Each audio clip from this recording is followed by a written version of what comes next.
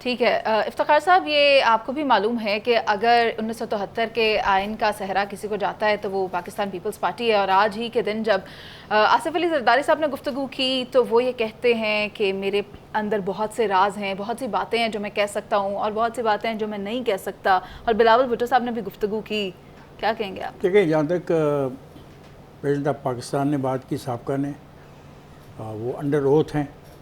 شکر ہے کہ انہوں نے اس اوتھ کا احترام کیا، اور ایسا ہی کرنا چاہیے کیونکہ یہ ایک کانسٹیٹیوشنل ریکوائرمنٹ ہے اور یہ کرنی چاہیے. اور میں آپ کی اس بات سے اتفاق نہیں کرتا کہ 1973 کا آئین پیپلز پارٹی نے بنایا تھا.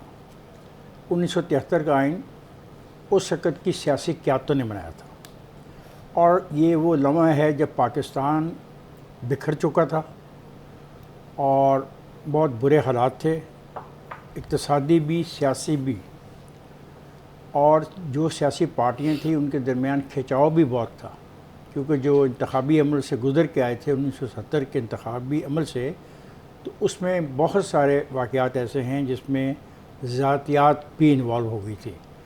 لیکن ان لوگوں کو سلام کرنے کو جی کرتا ہے، ان کی عظمت کو اور ان کی سیاست پر عبور کو، اور انہوں نے آنے والے کل کی خاطر اپنے ذاتی اختلافات کو بھلایا اور ایک ایسا آئین ڈرافٹ کیا، اور اس آئین پر 4 مہینے بحث ہوئی. جو سب سے خوبصورت بات ہے کہ 4 مہینے ایک کلاس، جو کہتے ہیں آرٹیکل 1 یا آرٹیکل 2 آرٹیکل، ایک کلاس پہ بحث ہوئی، اور 4 مہینے لگے اس بحث میں.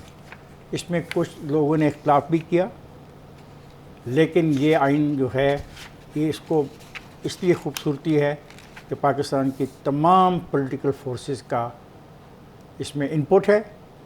اور یہ آج ہم 50 سال کے بعد ہم خوش ہیں کہ ہمارے پاس ایک آئین ہے جس کو کوئی ختم نہیں کر سکتا، کیونکہ یہی فیڈریشن کو اکٹھا رکھ سکتا ہے.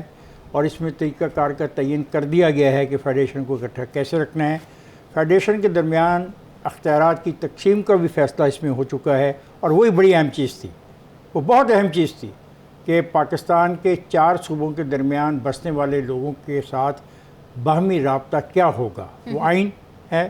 اور میں اس لیے بہت خوش ہوں کہ میں اس نسل سے تعلق رکھتا ہوں جس نے اس آئین کو بنتے دیکھا، اور مجھے خوشی ہے کہ یہ آئین بدترین آمروں کو بھی مجبور کرنے پر، یہ بدترین آمروں کو بھی مجبور کر پڑا کہ وہ اس کو پھینک نہیں سکے، اس کی جگہ نیا آئین نہیں لا سکے. اس میں اس کی جو شکل ہے بنیادی پارلیمانی جمہوریت کی، اس کو تبدیل نہیں کر سکے. بڑی خواہش تھی ان کی کہ اس ملک کے اندر پارلیمانی جمہوریت کو بھی ختم کر دیا جائے، اور اس کے لیے بہت سارے رستے بھی ڈھونڈے گئے. لیکن اس آئین کی خوبصورتی، اس کی ڈرافٹنگ اور اس پہ جو لوگوں کا انپٹ ہے، میاں محمد علی قصوری نے شروع کیا، انہوں نے استعفیٰ دے دیا، دین حفیظ پیرزادہ نے یہ کام سنبھالا، اور باقی پارٹیوں کی باقاعدہ اس میں ممبرشپ تھی، جو کمیٹی فارم کی گئی تھی آئین کے لیے.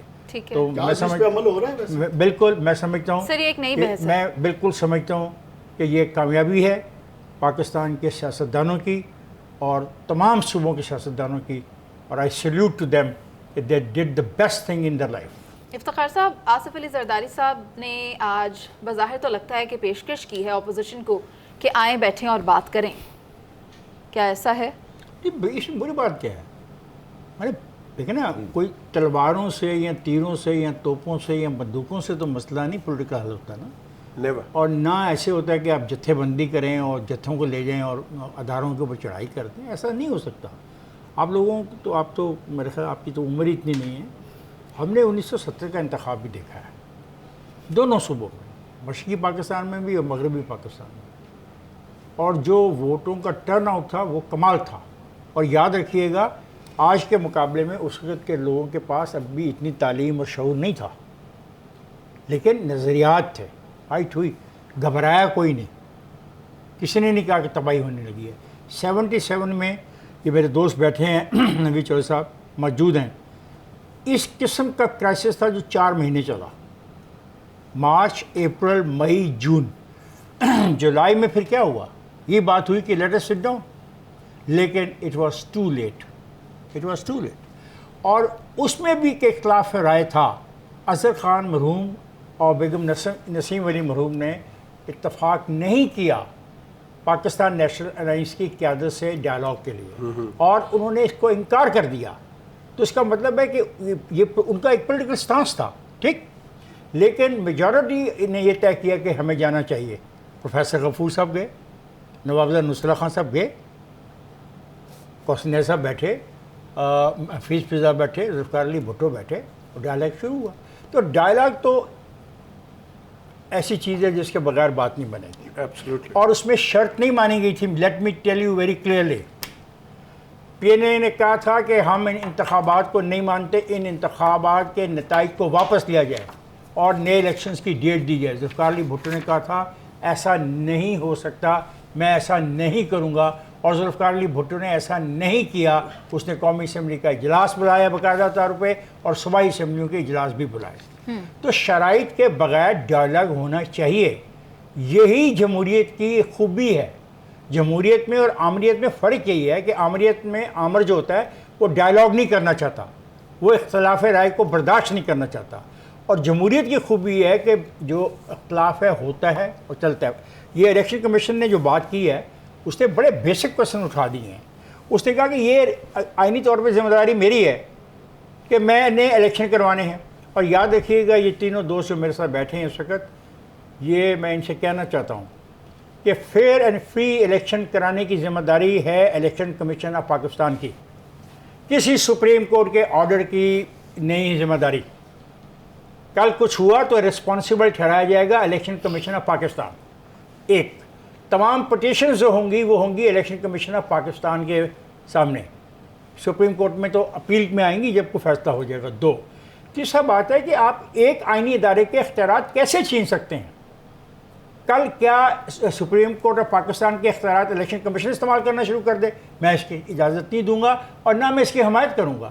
اس لیے میں سمجھتا ہوں کہ جو لیٹر لکھا ہے پاکستان کے چیف الیکشن کمشنر سکندر سلطان راجہ نے، وہ بالکل درست لکھا ہے، اور آئین میں جو لیکونز ہیں وہ ہمیں سمجھ آ رہے ہیں، اور بری بات نہیں ہے۔ دنیا کے جو آئین ہوتے ہیں ان میں تبدیلیاں ہوتی ہیں، ترامیم ہوتی ہیں، کیونکہ حالات اور واقعات سے پتہ لگتا ہے کوتاہی کہاں ہے، خامی کہاں ہے۔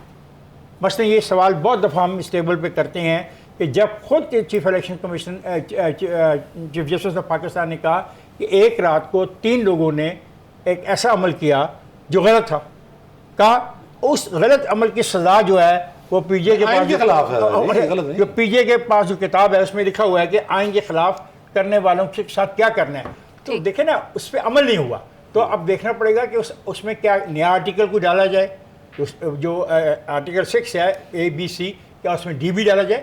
تو چیزیں سیکھنے کے لیے ہوتی ہیں، and I'm very happy کہ ڈائلاگ جا رہا ہے، اور I'm for the dialogue. Imran Khan should have not boycotted the assembly. ٹھیک ہے افتخار صاحب، سینٹ میں موجود ہے نا، اسی لیے اور تو انہوں نے کہتے ہیں سینٹ میں دیکھیں انہوں نے سینٹ میں ووٹ ڈالا ہے پچھلے دنوں، 16 ووٹ تھے ان کے، باقی نے ووٹ نہیں، آج انہوں نے بائیکاٹ کیا۔ This is what parliament democracy is, ٹھیک۔ اینڈ میں ایز اے شہری ویلکم کروں گا کہ اگر اس بات کو انڈرسٹینڈ وہ کریں، اور بالکل جہاں تک ہے دعوت دینے کی بات، یار کیوں بھول جاتے ہیں ہم اس آدمی کو جس کو آپ برا کہتے ہو، شہباز شریف کو اس نے تو کہا تھا آؤ بیٹھ کے ہم ایک ایسا معاہدہ کرتے ہیں جو اقتصادیات کے حوالے سے